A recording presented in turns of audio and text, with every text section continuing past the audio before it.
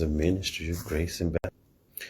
On this morning, afternoon, evening, according to your time zone, we're going to deal with strengthening your marriage, trying to decide from reading this book by author John Gordon about strengthening your marriage, if it's going to be part 1 and part 2, or if it's just going to be collaborated together. So like, tag, and share.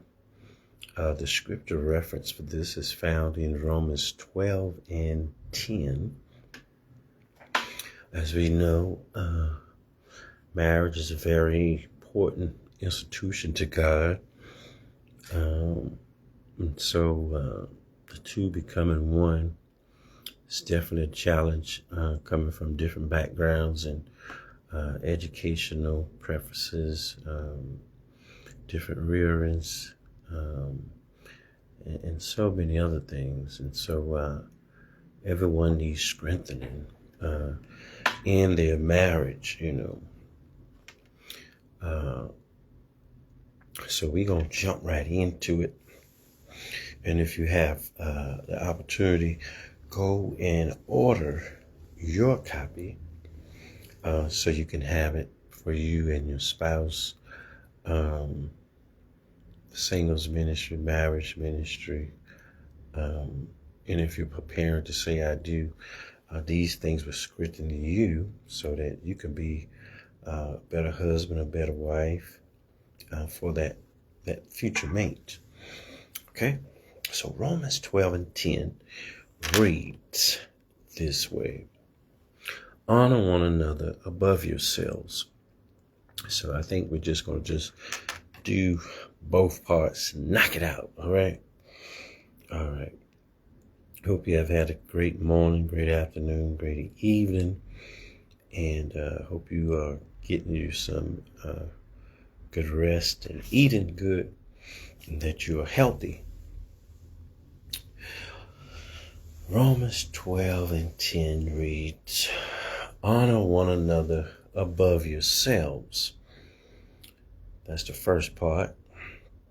I'll read the second part when we go into the second part. Strengthening your marriage, part 1. No matter how good your marriage is, you can make it better. Author John Gordon writes, my wife and I just celebrated our 18th year wedding anniversary.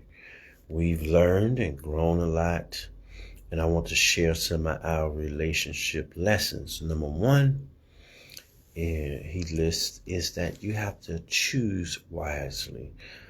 So you have to choose who you marry. That determines everything. You have to choose the right partner that God has for you. After your salvation, one of the greatest decisions after that is who you choose to marry. Okay? All right. So blessings to you. And then one of the most important decisions you ever make is the person that you marry. That's just flat out truth, You know you're with the right person when they give you strength. They build you up, they edify you, educate you, especially about things that you don't know if you've never experienced a healthy marriage or a healthy relationship. And so looking back, there's no way, he says, he could have done it without his wife, without his help. Her love, her support, her belief and encouragement, he says, gave her strength. She believed in him when nobody else did, and that's major when someone else believes in you, when no one else ever did. That's very inspiring and encouraging. The second thing is that this is where a lot of people have challenges at, is that you have to be willing to improve and grow. If you find yourself in a relationship, a marriage, or an engagement with a person don't want to improve or grow, do not marry them. They don't want to change. They don't want to grow. They don't want to mature. They can't take critical critique. And so you want to be aware of those things, okay? It says early in their marriage, in their relationship, it wasn't good early on. A lot of people start off rocky. You still getting to know one another, getting all the edges knocked off. You're having some heated fellowship, as I would say. Just because you disagree don't means that you have to be disrespectful. You can have an opinion. I say if you have an opinion, make it an open discussion. That's where people can express how they feel, how they think, and their viewpoint, okay? Because it takes two. All right. And so and he says he was young, he was selfish, he was quite negative. He said then one day his wife, she had enough. She said, I love you, but I'm not going to spend my life with someone who makes me miserable. And that's every individual. No one wants to spend their life with someone that makes them miserable. As you know, being miserable can lead to high blood pressure, many other illnesses. That's life changing. Okay. So, and as they say, misery love company. Don't you be the company that they are keeping captive. Okay. So you have to change. Okay. He says he looked back at himself and realized after some years that his wife was right. Okay. And so he became willing to change and become a positive influence for his wife, his children, and others. When you become a better you become better for everyone else. Okay. The third thing is communicate. Communicate. You have to talk. There are people that don't know how to communicate healthy. Once they get mad or they get offended, they'll shut down, and I'm quite sure you heard people say things like, oh, we're not talking to each other. How are you dwelling in the same household and you're not speaking to each other? You're going past each other like your friends, housemates.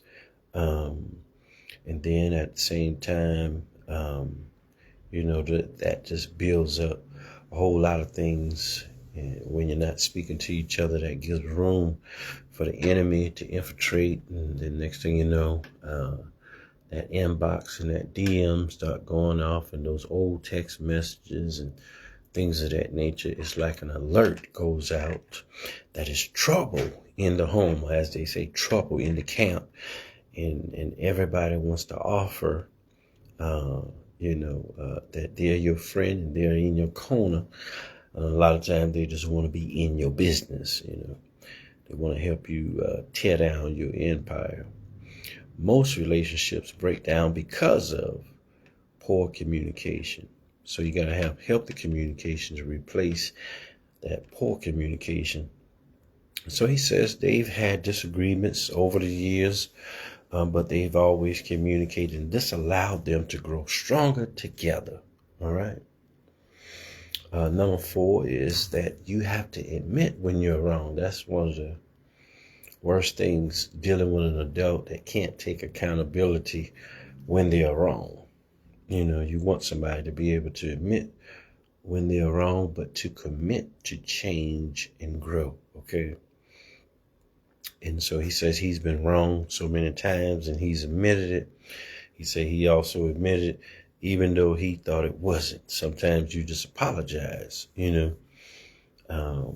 just to keep things in right standing. If you misunderstood something or you thought you heard something the right way, but you received it wrong, you overthought something. Okay. He says he knew when his wife was bothered, and it was more important for her to feel loved than to feel right.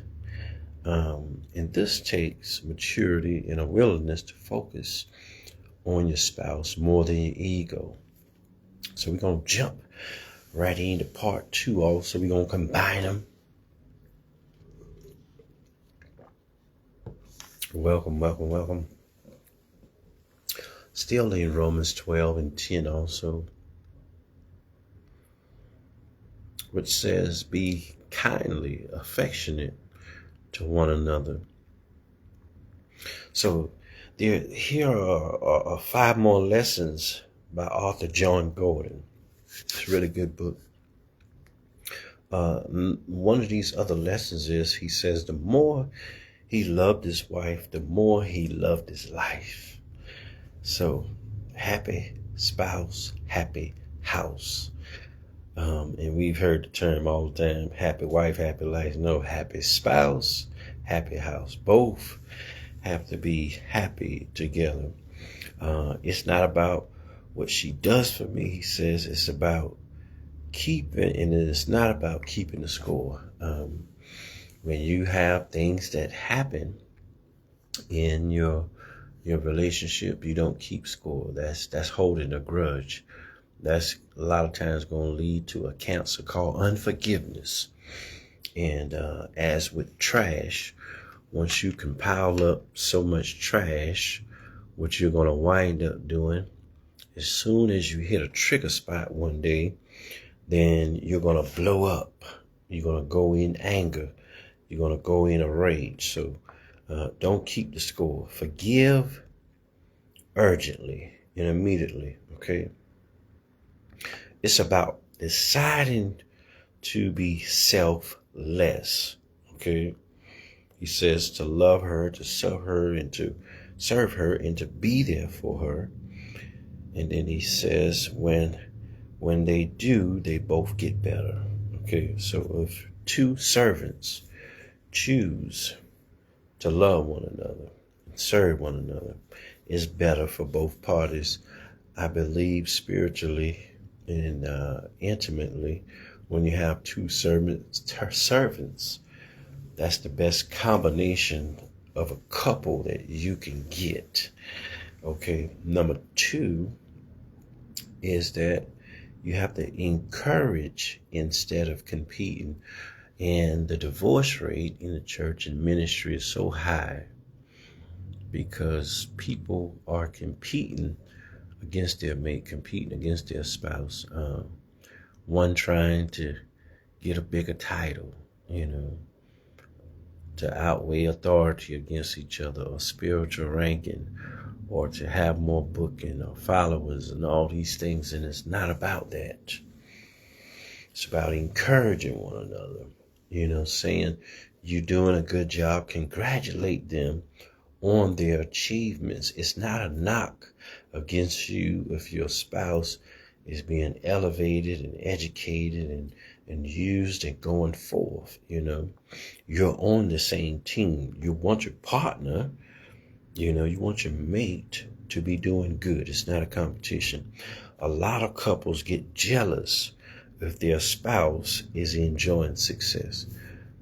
Your spouse's success is a reflection of you also, because you guys are in a partnership. So you should celebrate them together. All right. So, and instead of, getting jealous, enjoy the success with them, and encourage them to go further, When you support and advocate for each other, you grow individually and you strengthen your team. Because maybe nobody never inspired you or encouraged you as a mate or as a partner. So that love language of affirmation, speaking life into your partner, helps build your team, helps build your empire, helps build your intimacy. It strengthens your love because it shows a different level of love and care. Okay. Number three is don't quit. You know, a lot of people these days, they got microwave marriages at the first sight of a misunderstanding or trouble. They're ready to call their lawyer. You know, they're ready to get on the phone and gossip and call family members and friends or go spread things on the job. My grandfather, the late Willard Nelson Preston, he told me, he taught me also that you keep your business in your house. You know, it don't go past your front door. You know, so those old school morals and them old school principles kept people together because they didn't have everybody in their business. They didn't have the pastor in their business, you know.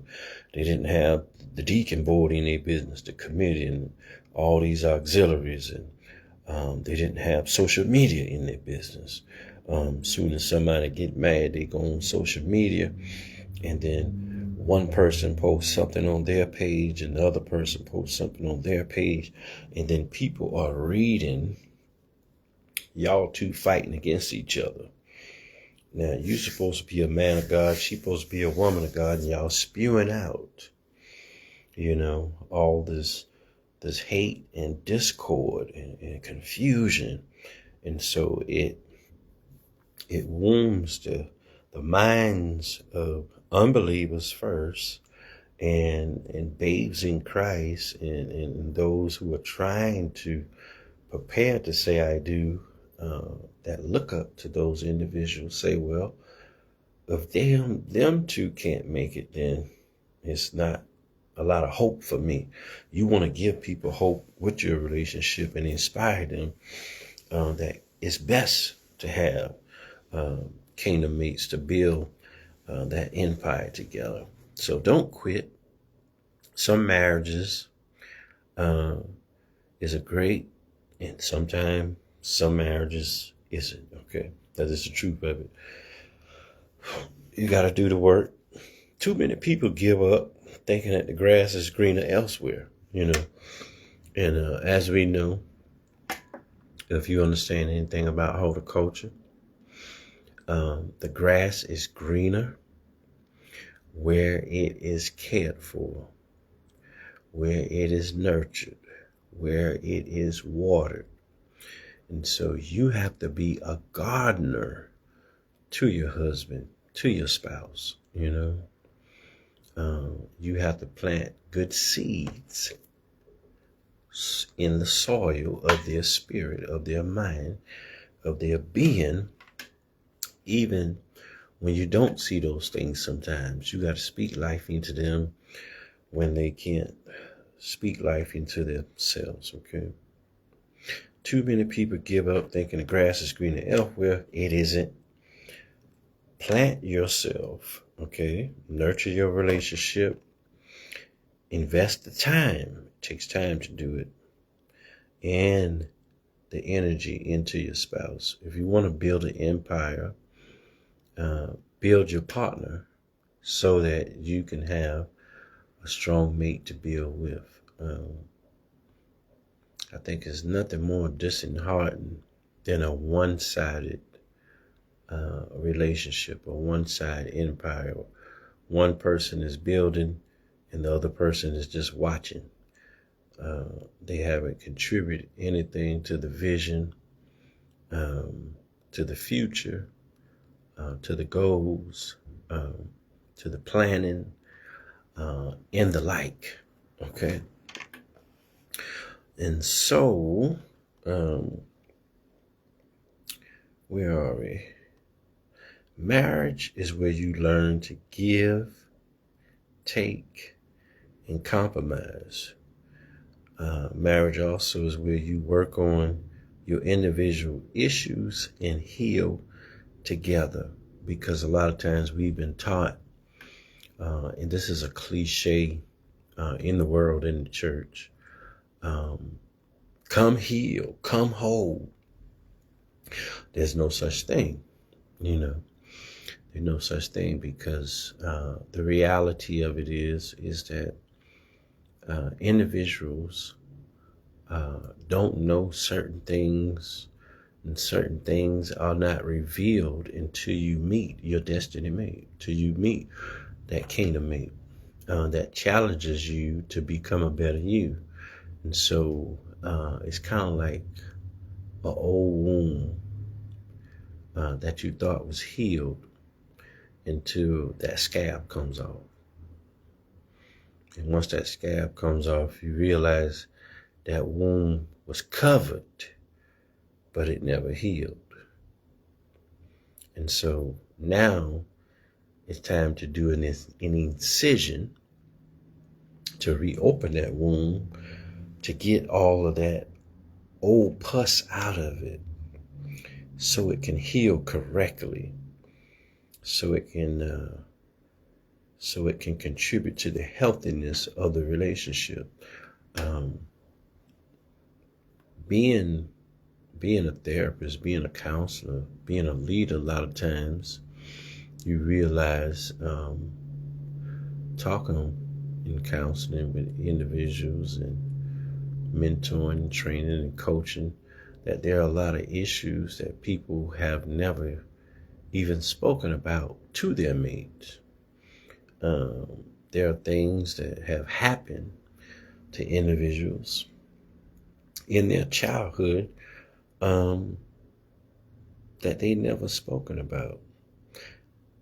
I've talked to thousands of people about things that they've never told family members, that they never told their leader, that they've never told their husband, never told their wife, never told their children, you know. And so you have to have that open communication to have those conversations of those deeper things of why the individual is the way that they are, and why do they react to certain things a certain way. And so you have to become healing to them. And sometimes to help people heal, you have to pull the scab off. Sometimes you have to reopen wounds from that bad marriage, from that bad relationship, from them bad situationships,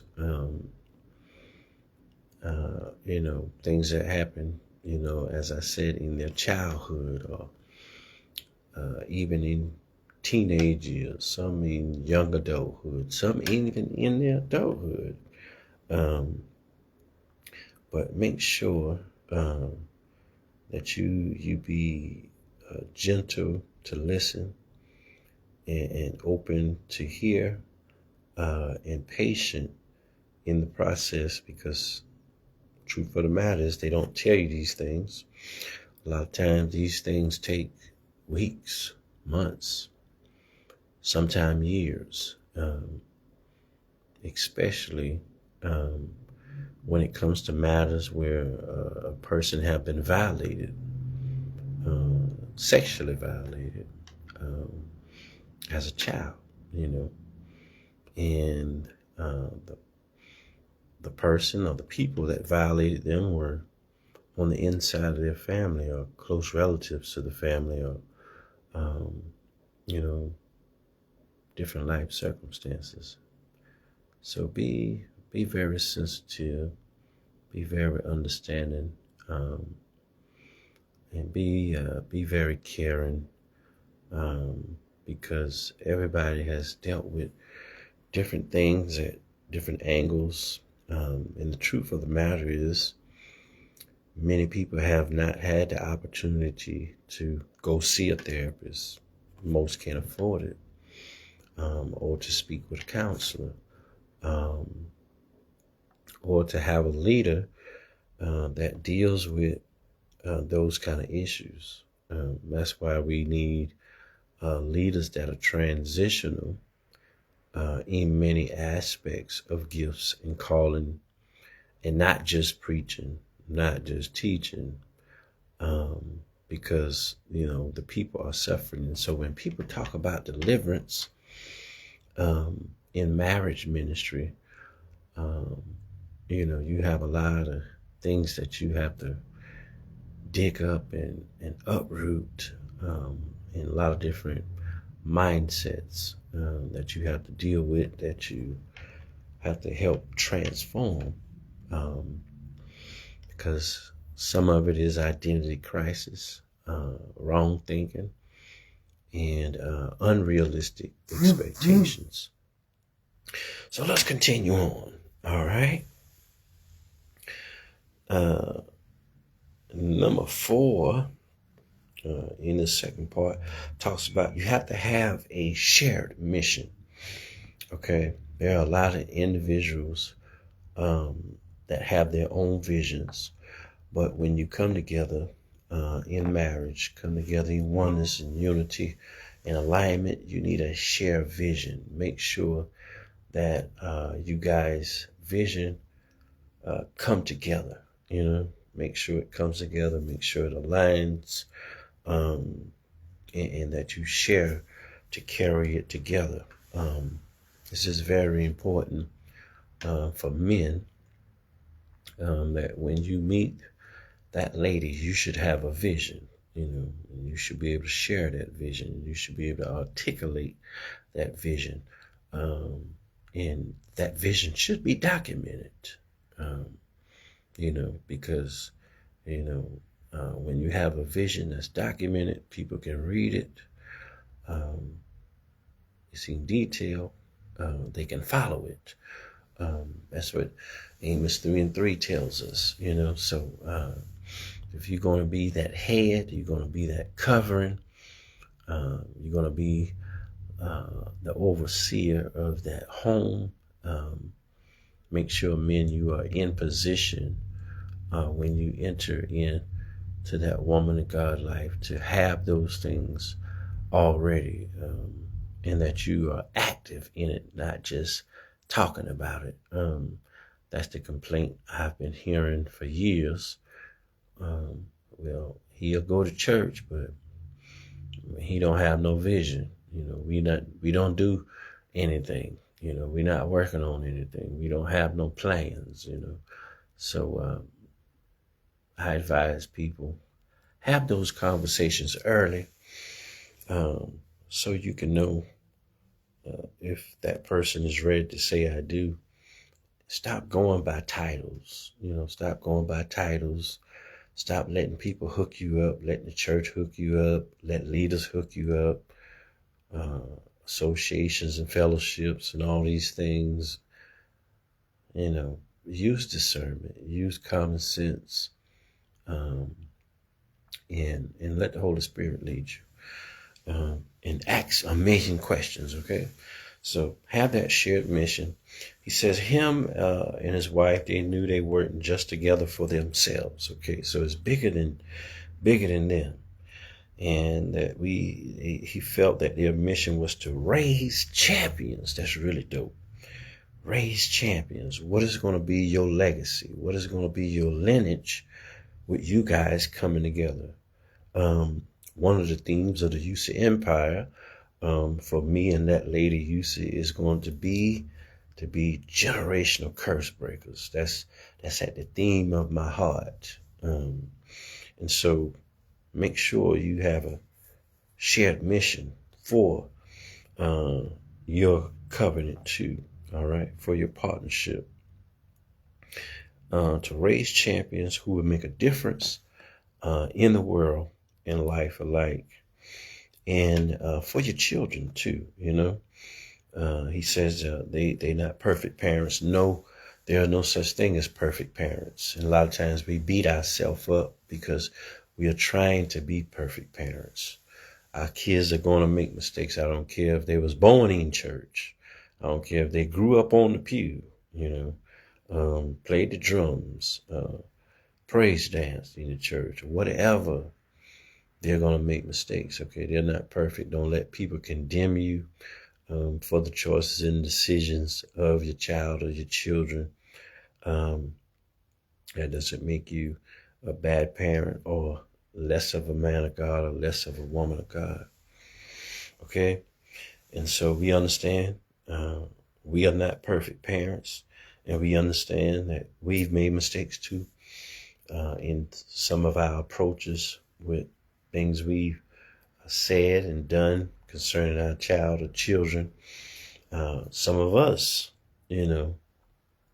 need to go to counseling and therapy with a particular child or children, and be committed to reconciling that relationship. Some of us as leaders, our focus on the church and leadership and marketing and platforms and building our brand, neglect the relationships of our children, so you have to be very careful that you don't neglect your own children, because they are your ministry, they are your lineage, they are your heritage. And so we go and pastor churches and build organizations and build platforms and preach and teach to people, and we go to seminars and conferences and convocation and everything, but a lot of times we forget to minister to the very gifts that God has given us, our own children. But we are busy praying for others and speaking life into them, and our children need us. So let that be our heart cry also. So, but our mission also, he says, was to inspire to give our very best, especially with the last two teenagers they had in a challenging year. It's hard raising teenagers in this generation, in this time set, with social media and with the way that the world is going now. I can't lie. I couldn't imagine raising teenagers in this generation, in the social media era. That would be very challenging, unless you had the right partner, Number 5, which in really probably should be number 1, invite God into your marriage. You got to seek God first, and all these other things, will be added unto that marriage. Years ago, he said, when they hit a tough patch, a rough spot, a guy told him and his wife to pray together every night. Prayer need to be at the center, the first answer, not the last answer, when it comes to your marriage. If you want spiritual intimacy in your covenant, in your home, in your ministry, make sure that you are praying together. It's good that we have our own individual prayer lives, but when you have a partner, make sure your partner is your prayer partner, okay? I don't understand that, how a lot of leaders have someone else as their prayer partner instead of their own partner. You got to answer those questions early, because if you're not in agreement on praying together, hearing from God together, exercising that vision, checking for the fruit of the Spirit, life decisions, all things by prayer together. You can't lead or help your partner without prayer, okay? So he said he asked how he asked God what our prayers should be. And it came to him a few days later, and they said it was every night since then, that they should have been on one accord and in alignment, praying together. Don't learn these lessons early. Ask these questions up front. Do you like to pray together? You know, are we going to be prayer partners? You know, let's make sure that we have that spiritual intimacy. If not, let's not do this, you know. And it makes a difference that leads to forgiveness, because you can't go and pray to God in anger. You can't go pray to God in unforgiveness, holding a grudge, because the Holy Spirit is going to convict you, okay? So it makes a difference when it comes to forgiveness, healing, and growth also. So hope that from this, it strengthens your marriage, and it helps you to, take time also. If you're smart, if you're intelligent, if you're wise and educated, that you and your partner take time out to have a book that you're reading also to strengthen your marriage. And so pick up this one by Brother John Gordon to strengthen your marriage, because it's spiritual warfare. Okay? Spiritual warfare. So hope that's been a blessing to you. Share it with someone. We all need better godly marriages for Kingdom Mates.